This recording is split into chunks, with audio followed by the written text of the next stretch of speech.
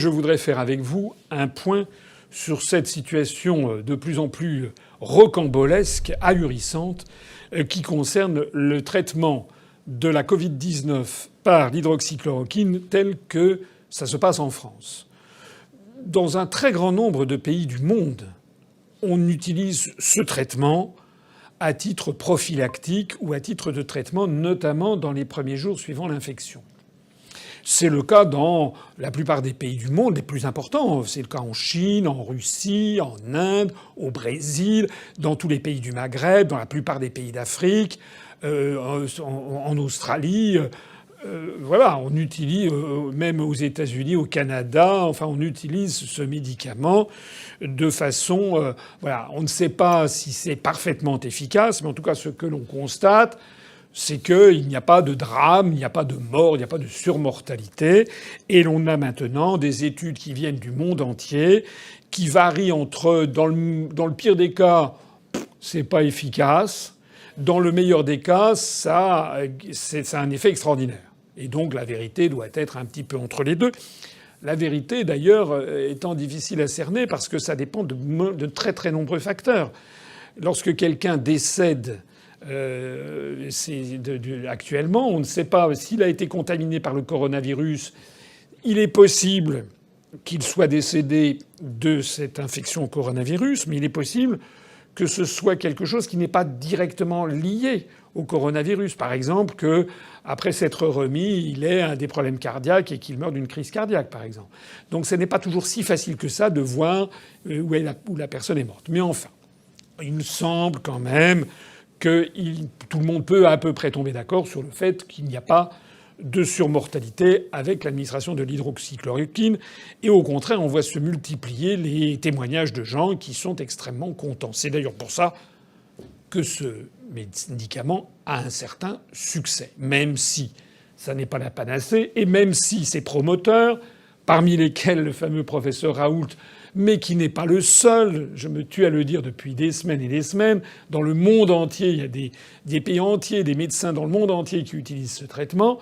Arrêtons de faire du nombrilisme franco-français. Il n'y a pas de médecin qui ait tiré la sonnette d'alarme en disant qu'il voyait arriver une surmortalité. Et puis est arrivée cette affaire de cette étude publiée par le journal Lancet le 22 mai dernier, où d'un seul coup on apprenait que l'administration d'hydroxychloroquine dans le traitement de la Covid-19 pouvait provoquer une surmortalité, notamment par crise cardiaque, de l'ordre de 30%. Aussitôt, l'ensemble des médias français a pris appui là-dessus pour se mettre à lâcher les chiens contre le professeur Raoult et son équipe de l'Institut de Méditerranée. C'est déjà pas très agréable, mais le pire étant à venir, c'est que aussitôt l'OMS, l'Organisation mondiale de la santé, par l'intermédiaire de la directrice des études qui a décidé de suspendre les essais à l'hydroxychloroquine, et puis Olivier Véran, le ministre de la Santé, a aussitôt saisi le Haut Conseil pour la santé pour demander leur avis. L'Agence nationale du médicament a suspendu l'administration de ce médicament. Le Haut Conseil pour la santé, avec, je ne sais pas, des gens, paraît-il, extrêmement compétents, ont doctement fait savoir qu'il fallait arrêter l'hydroxychloroquine au vu de cette fameuse étude. Et Olivier Véran, 5 jours après, a pris un décret, le 27 mai 2020, 5 jours après la publication, pour interdire l'utilisation de l'hydroxychloroquine dans les hôpitaux de France. Je rappelle que déjà la France était devenue très sévère dans l'utilisation de ce médicament, pourtant d'une extraordinaire banalité.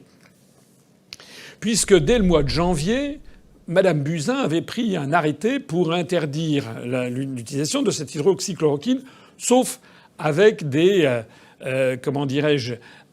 ordonnances médicales faites à l'hôpital. Ça avait été modifié, j'en ai parlé dans des vidéos antérieures. Au mois de mars, finalement, il avait été trouvé une espèce de modus vivendi.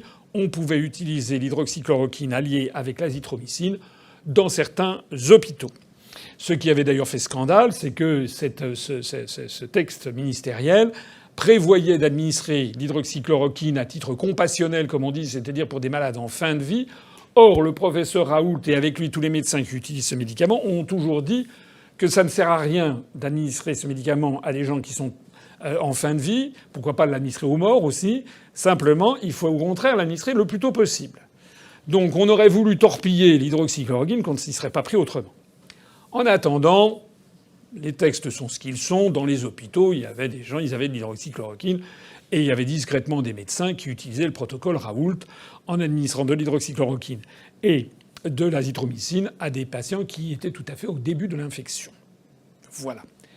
Eh bien, c'est cet ordonnancement qu'Olivier Véran a annulé le 27 mai dernier au vu de cette étude. Alors, le problème vient de ce que cette étude est donc à 99% maintenant de probabilité une étude entièrement fabriquée, fausse, avec des données qui ont été inventées dans un bureau en se disant tiens, avec des copains, on va rigoler, on va mettre ça, ça et ça, et on va facturer ça, et on va avoir de la notoriété. On en est là.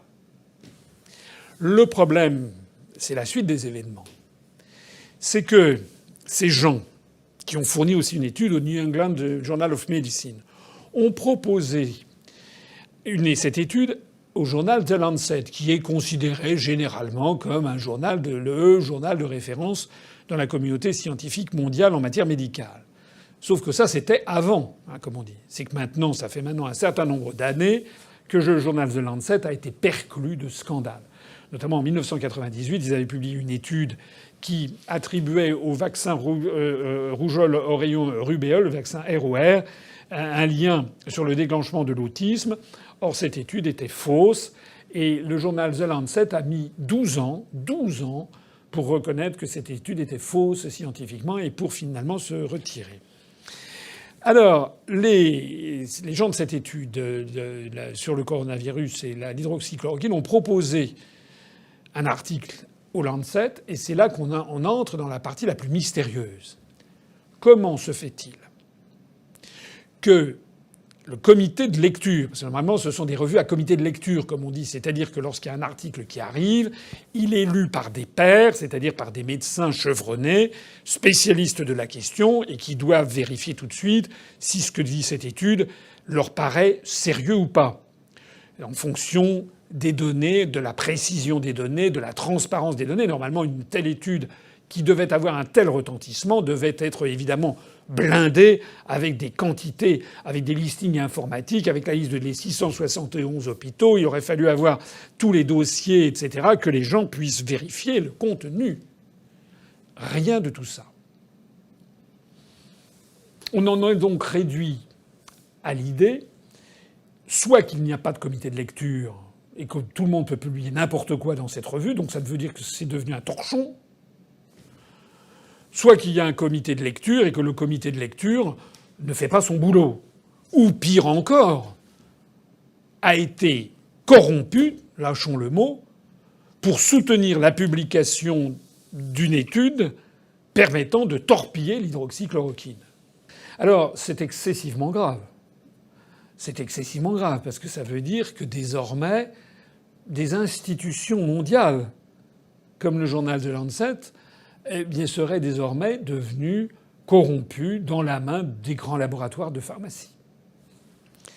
La deuxième chose la plus grave, mais c'est incroyablement grave, c'est ce qui vient de se passer en France. Parce que l'Agence du médicament, aux seules vues de cette étude, qu'ils n'ont d'ailleurs peut-être même pas lu, ou s'ils l'ont lu, ça veut dire que c'est plus grave encore, ça veut dire qu'ils n'ont même pas pu repérer les trucs bizarroïdes que moi, qui ne suis pas médecin, j'ai vu tout de suite. Sans compter les vrais médecins qui se sont mobilisés, puisqu'on compte actuellement plus de 180 médecins à travers le monde, qui ont pointé des incohérences que moi je n'avais pas vues, je suis pas médecin, des invraisemblances. Alors qui est à l'Agence nationale du médicament ? Qui fait partie du Haut Conseil pour la santé ? Puisque ce Haut Conseil pour la santé est censé donner un avis scientifique éclairé au ministre. Monsieur Véran s'est tourné vers ce Haut Conseil et le Haut Conseil de la santé a dit oui, il faut retirer l'hydroxychloroquine. Mais qui ? En fonction de quoi ? Alors que n'importe quel spécialiste, il y en a 180 dans le monde, ont écrit à Lancet pour dire c'est un scandale. C'est un scandale français. Parce que ces institutions sont payées par le contribuable. Et donc on ne peut pas en rester là. C'est un véritable scandale français. Il faut donc, et c'est le résumé général de toute cette affaire, il faut donc demander des comptes au ministre. C'est d'autant plus incroyable d'ailleurs que vous vous rappelez qu'on nous avait expliqué qu'on allait lancer un test au niveau européen, le test Discovery. Il y avait donc 4 médicaments. Il y avait l'hydroxychloroquine, le remdesivir et puis aussi 2 autres dont j'ai parlé, je crois, dans une vidéo antérieure, le lopinavir et le ritrovil, qui sont des antirétroviraux. Bon. Cette étude, on nous avait promis des résultats à la mi-avril, puis à la fin avril, et puis à la mi-mai, puis maintenant on nous en parle plus du tout. Pourquoi ? Parce que cette étude européenne, on nous avait fait encore un grand coup, l'Europe, c'est formidable, et c'est ça. Au niveau européen, en réalité, il n'y a pas eu du tout. Les autres États d'Europe n'ont pas voulu y participer. Il devait y avoir, je crois, 1500 patients ou 3000, je ne me rappelle plus. Actuellement, il paraît qu'il y en aurait 750 ou 760, dont 750 Français et 10, il y aurait un Luxembourgeois. Enfin bon, bref, ça a complètement capoté. Mais il y a également un autre essai qui est l'essai Recovery. Les plus hautes autorités de l'État, notamment M. Véran, nous avaient expliqué qu'en fonction de ce qui serait donné, des premiers résultats de ces essais, on poursuivrait ou pas l'hydroxychloroquine. Or, il se trouve qu'il y a quelques jours, une semaine, c'était le 14 ou le 15 mai, une semaine avant l'étude dans The Lancet, ceux qui organisent l'essai Discovery ont fait savoir qu'ils étaient à un milieu d'étape et que pour l'instant, ils maintenaient l'essai avec les 4 médicaments parce qu'il n'y avait pas eu d'effet négatif. Alors comment se fait-il qu'il n'y a pas eu d'effet négatif sur l'hydroxychloroquine et que d'un seul coup on nous sort cette étude d'un chapeau ? Comment se fait-il que M. Véran, que l'Agence du médicament, que le Haut Conseil pour la santé ne se soient pas inspirés de ce que disait l'essai Discovery qu'ils avaient eux-mêmes commandité et qui se soient jetés comment dirais-je, comme un chien sur un os lorsqu'ils ont vu apparaître une étude publiée par The Lancet qui disait que l'hydroxychloroquine faisait augmenter de 30% le nombre de morts. Il y a un a priori, un parti pris contre l'hydroxychloroquine qu'il va bien falloir élucider. Parce que c'est ça le problème fondamental. Pourquoi ce traitement suscite-t-il une telle levée de bouclier chez certains ? Bon alors en conclusion, qu'est-ce qu'il faudrait faire et qu'est-ce que nous on fera si on arrive au pouvoir ? La première chose, c'est qu'il faut rendre aux Français une France qui se tienne debout, qui soit compréhensible, qui soit fondée sur la défense de nos intérêts, la défense des gens, des Français, la défense du bon sens, des choses basiques. Bon, ça veut dire quoi tout ça ? Ça veut dire, si nous on arrive aux affaires, on arrêtera les subventions à l'Organisation mondiale de la santé, éventuellement on s'en retirera de cette institution qui n'a fait que des désastres sur cette affaire de pandémie, et on n'y retournera qu'à la seule condition qu'il y ait une réforme complète de cette organisation, et notamment l'interdiction de tout financement privé. Plus de fondation Bill et Melinda Gates, plus de fondation Gilead Sciences, plus de fondation ni de laboratoires pharmaceutiques pour financer, parce que ça donne des conflits d'intérêts énormes. Ça, c'est la première chose. Deuxième chose, si nous étions aux affaires, on réintroduirait immédiatement l'hydroxychloroquine avec le protocole du professeur Raoult ou d'autres. On ferait ce qui se passe dans l'ensemble des pays du monde entier. Troisièmement, de façon plus générale, nous, ce que l'on veut, c'est rendre aux Français une France de bon sens. Lorsque j'entends Macron expliquer dans un discours qu'il faut parler anglais parce que c'est la bonne grammaire pour développer le français, ça va pas. Les Français comprennent qu'il se moque d'eux. Lorsqu'on explique aux Français qu'il va falloir participer à ce fonds, cette initiative franco-allemande avec des milliards et des milliards d'euros, on n'explique pas aux Français ce que ça risque de nous coûter au bout du compte. Alors les Français commencent à comprendre que l'argent qu'on va nous servir sort bien de quelque part. En fait, c'est de notre poche. Nous, ce que l'on veut, c'est que les Français retrouvent confiance dans leur pays et dans les gens qui les dirigent.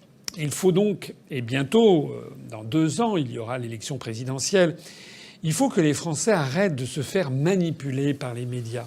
Il faut qu'ils arrêtent de croire que quelqu'un qui a 38 ans, 39 ans, comme c'était le cas de Macron, c'était formidable. Non, c'est pas formidable. Parce que pour diriger un État, comme pour diriger un très grand groupe industriel, comme pour être à la tête d'une très grande organisation, il faut quand même de l'expérience. On ne peut pas s'improviser à la tête de l'État si on n'a pas d'expérience. L'histoire est un long recommencement. Quelqu'un qui a de l'expérience, c'est quelqu'un qui a vu des tentatives dans de très nombreux domaines et qui les a vues réussir ou échouer et qui l'a appris. L'expérience, c'est souvent la somme de tous les échecs que l'on a obtenus et les conséquences que l'on en a tirées. Il faut également quelqu'un qui ait du bon sens et quelqu'un qui soit patriote, qui veuille défendre l'intérêt des Français. C'est bien normal, parce que si on ne défend pas l'intérêt des Français, personne ne le défendra à notre place. Le problème de la France aujourd'hui, c'est que les Français sont anxieux parce que nous avons un chef d'État et un gouvernement qui sont extrêmement anxiogènes. Lorsqu'ils prennent des décisions comme ne pas commander de masque, interdire le port du masque, interdire l'hydroxychloroquine, alors que le bon sens des Français dit mais attendez, si on n'a que ça et c'est ça qu'il faut avoir, eh bien tout ça contribue à ce mauvais état d'esprit, cette mauvaise ambiance qu'il y a dans notre pays. Faites-nous confiance pour que nous redressions bientôt les affaires en redonnant aux Français confiance dans leur pays et dans leurs dirigeants. Vive la République et vive la France.